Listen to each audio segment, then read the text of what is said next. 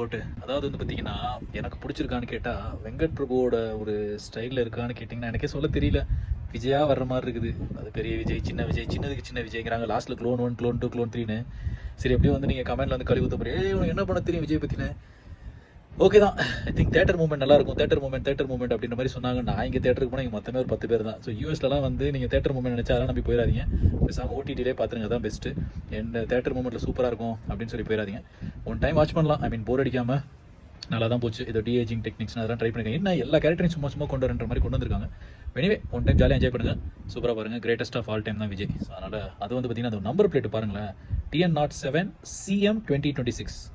Super. All the best.